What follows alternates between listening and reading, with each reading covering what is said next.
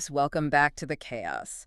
Snark Squad, we need to be honest. We had one too many glasses of peach white sangria, so naturally we switched it up and made our signature kink sangria. Naturally, because, I mean, when the white peach starts making you, like, a little too transparent about your life choices, you just have to pivot to the pink. You have to. Babes, I hope you didn't think we meant we were quitting sangria. Absolutely not. Cheers. Cheers to that. It's practically the infrastructure of this entire show at this point. It really is. Okay, but we need to talk about something important. Because, babes, this is crucial. We just finished The most intense and delicious gelato. And it's it was completely structurally flawless. amazing. Yeah. I am fully obsessed. Like, we are talking about a dark chocolate cherry truffle situation that literally altered my brain chemistry today. The texture, it was like eating a cold, emotionally supportive velvet blanket. A velvet blanket. Right. But, I mean, you know how sometimes gelato can lean a little icy? Like, it forgot its fundamental purpose and tried to be a sorbet. This did not do that. This was dense. So dense. The cherry compote ribbon folded into that dark chocolate was aggressively decadent. It had a tasting profile that honestly demanded respect. It demanded respect. Let's be real. That gelato was worth every coin. And babes, it's gelato, so it costs coin. Coin, ching ching, no regrets whatsoever. Well, let's analyze the value proposition for a second, right? Because, yes, it cost a ridiculous amount per scoop. It was priced like it was imported via private jet. But if you factor in the emotional stabilization it provided for us today, the return on investment is actually staggering. I consider it a highly lucrative investment in our mental health. The ROI of chocolate cherry, I love that for us. I really do. Yeah. But quick mention, we both went Oh, God, do we have to? to your chaotic dinner, which we talked about earlier, so we won't get into the specifics again. Yeah. UT. But we survived it. Barely. The social mechanics in that room were exhausting. Barely survived. And it just, like, it brings me to this thought. Babes, sometimes life feels lonely. It does. It really does. And honestly, that's a part of adulting no one talks about. Like, you hit a certain age and suddenly the entire landscape of your friendships just shifts. Yeah, the logistics become impossible. Exactly. Everyone's schedules are insane. Group chats go silent for days because someone is overwhelmed. People move to the suburbs. And you're just sitting on your couch wondering where the village went. It's the administrative labor of adult connection. When you're in your 20s, proximity naturally breeds hanging out. Yeah. But in your 30s, connection requires, like, scheduling links and calendar invites. It takes such a toll. Because I find myself missing people who are perfectly fine, living 3 miles away, but I haven't seen them in 4 months. It's the let's grab drinks soon phenomenon. The most polite lie of adulthood. Everyone is running on 10% battery life, so people default to isolation because the barrier to entry for a Tuesday dinner is just too high. I feel so seen right now. It breaks my heart. But low-key, we don't always mind. Because I am an introvert. You truly are. And babes, staying in, watching shows. That's the happy place. That is the sanctuary. Oh, the biological wave of relief when plans cancel. It's undeniable. The dopamine hit of a text saying, hey, I'm so sorry, but I have to reschedule, is unmatched. Yes. My comfort routine is supreme. I need my specific fuzzy blanket, the heavy one. I need the TV volume on exactly 14, not 13, not 15. And my snacks have to be arranged in the semicircle of accessibility. Sometimes I do spiral, though, wondering if I'm lonely or just protecting my peace. It's a fine line between incubating and isolating, you know, because the outer world is expensive and overstimulating. Yeah. Staying inside with a perfectly curated snap arrangement is just good resource management. Good resource management. See, you always validate my delusions. Let's pivot, though, because, babes, we were invited An actual invitation to be guests on another show. into someone else's ecosystem. And we are considering it. I am excited, but I am also, like, spiraling with anxiety. What if I freeze? What would we even talk about? We need to evaluate the data. What is their audience demographic? Are they ready for the sangria chaos? Because I need to know the true ROI of us leaving our cozy insulated bubble to go broadcast on someone else's platform. That is so valid. Is it going to drain my social battery for the rest of the week? Should we do it? Snark Squad, you have to let us know. We'll evaluate the comments and make a data-driven choice, but we can't focus on that right now. We can't, because we need to stress about the absolute psychological warfare happening on our television screens. Belle Collective Birmingham, Season 1, Episode 2. the way I was screaming at my television. It is a masterclass in watching competent women completely lose their emotional footing. Yes. Let's get right into scene 1, Stormi's Canvas Beauty pre-release party. Right, let's set the baseline here. This is peak boss energy from Stormi. She is securing a collaboration with L.A. Anthony. We need to respect the scale of that. It's massive. It's industry shifting, and you can visibly see the stress radiating off her. She looks like she hasn't slept a full REM cycle in weeks, but she is executing. She is, and my empathetic heart was just bleeding for her because she hates meeting new people and she's trying to manage this huge event. But then the doors open, and in walks Kayla. Yes. The human embodiment of a plot twist. Nobody knew she got divorced. She walks into this high-stakes environment looking stunning, completely unbothered, and casually drops that she is no longer married. My jaw was literally on the floor. It's a brilliant PR move, honestly. You walk into a room of established cliques, you drop a piece of highly combustible personal information, and boom, you control the narrative. She made the room work to figure her out. It was mesmerizing. But the real miss, Tiffany. Tiffany completely ignores Kayla. Completely. Kayla says she felt specifically singled out. And when confronted, Tiffany claims she literally didn't see her. Which is mathematically impossible. Yeah. How do you not see a woman with that level of presence? It's not like Kayla was wearing camouflage. Exactly. And the shade Tiffany literally turns to Funmi and says, "Don't steal my best friend."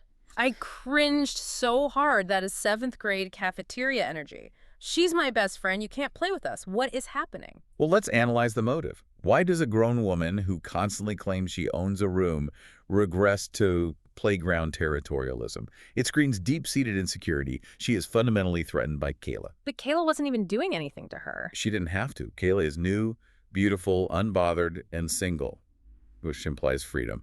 Someone organically pulling focus short-circuits Tiffany's entire operating system. So she marks her territory with Funmi like a golden retriever at a dog park. It's so messy, and this territorial energy completely bleeds into the very next scene, Funmi's Nigerian luncheon. The culinary pivot of the century. I was drooling, jollof rice, plantains, suya, puff puff. The spread was so vibrant and rich you could tell Funmi put her soul into it. It was a massive flex of heritage and hospitality. She was establishing dominance through cultural excellence. And she delivered the quote of the season. Life is too short to be eating biscuits and gravy every day of your life. I gasped. It's brilliant, multi-layered shade. She's essentially telling these women, you're operating on a basic provincial level, and I am offering you the world. Try to keep up. A masterclass in reading a room while feeding them a Michelin-level meal. I loved it. But then the caviar chaos begins. Funmi serves these chic little caviar bumps on the hand, and Tiffany has an absolute unmitigated meltdown. She asks for neck bones, pig ears, or chitterlings instead. The volume of the defensiveness is deafening. It's anti-luxury masquerading as being down-to-earth. By loudly rejecting the caviar and demanding pig ears, she's trying to regain control of a narrative where she feels out of her depth. It was so awkward. It was a defense mechanism. She wanted to drag the high-class environment back down to a level where she is the reigning authority. Okay, I see that. But it got even weirder. They start taking the bumps, and Funmi tells them to just swallow. And Tiffany brings up swallowing in her marriage at a cultured daytime luncheon. A deeply inappropriate pivot to her sex life. Completely. And then she says she'd do a handstand for 7 days for $1 million+ home. I fell off my couch. Honestly, $1 million home in this macroeconomic climate. A handstand for a week seems like an absolute bargain. Blood rushing to the head, spinal compression, small price to pay for no HOA fees. Stop. I couldn't hold a handstand for 7 seconds, but the wildest part of this entire luncheon, Trey. Ah, the Oracle. Stormi's 3-legged dog. He starts aggressively growling at Funmi, and Funmi claims dogs sense spirits and that Trey is an oracle. This is the comedic peak of reality television. A 3-legged dog operating as the ultimate arbiter of spiritual alignment. Funmi leaned all the way into the delusion. She assigned mystical clairvoyance to the dog to say the room's frequency was corrupted. Sheer genius. I was crying laughing. Trey knows. He's reading the aura. And then Funmi brings out these stunning custom Nigerian designs for everyone to try on. The fashion montage.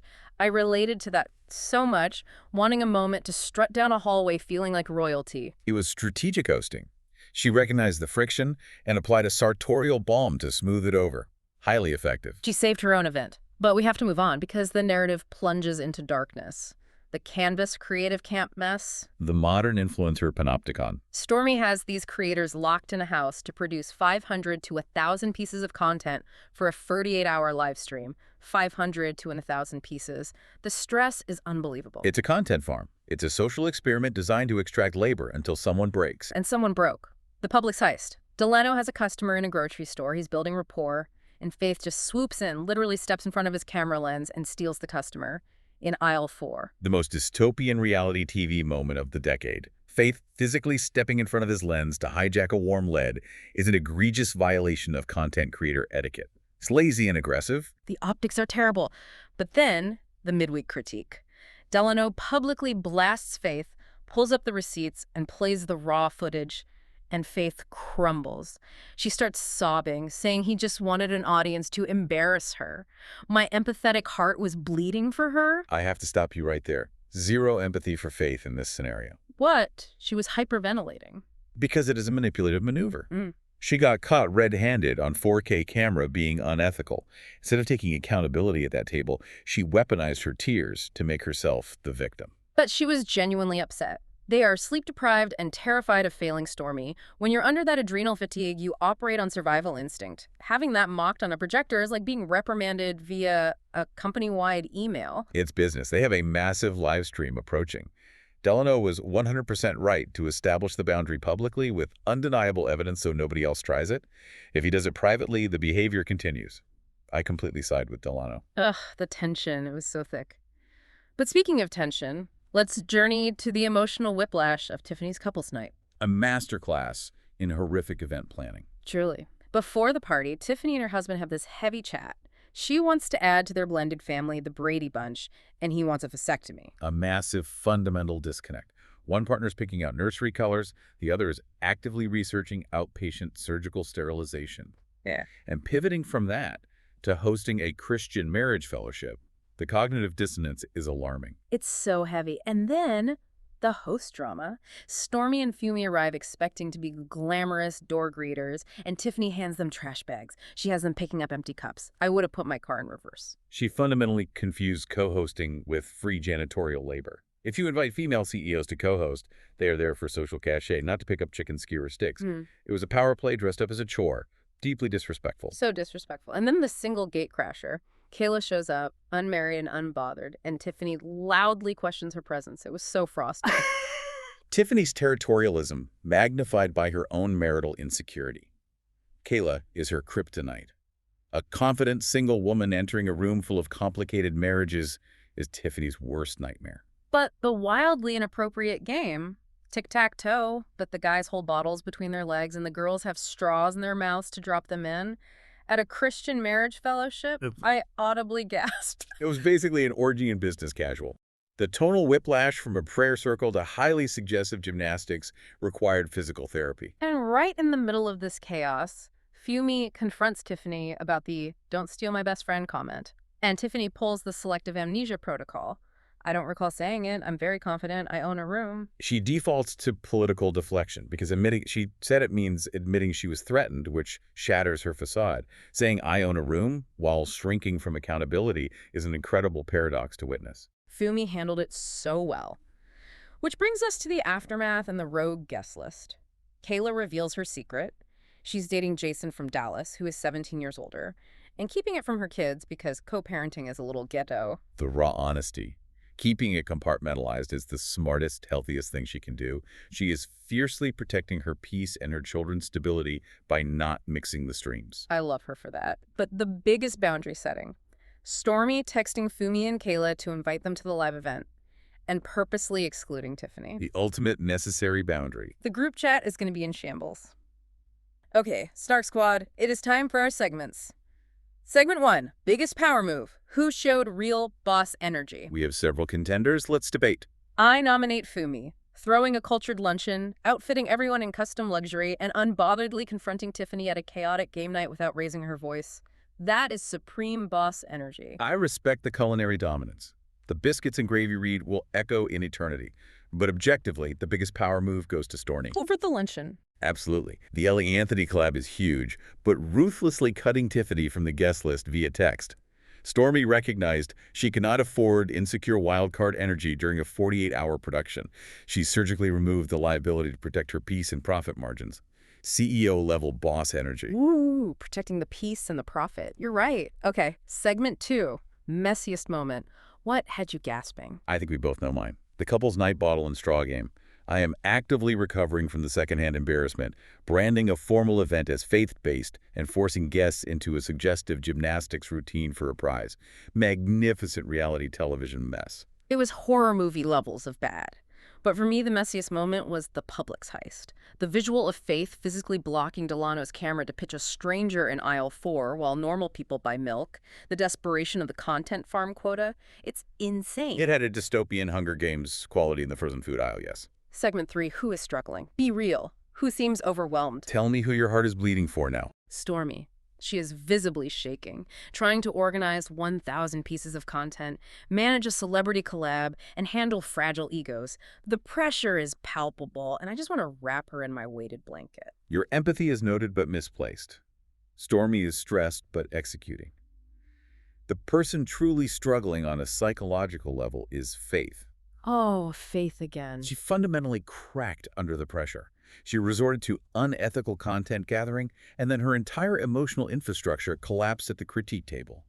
She is struggling to regulate her emotions in a high-stress professional environment. So harsh, but infuriatingly logical.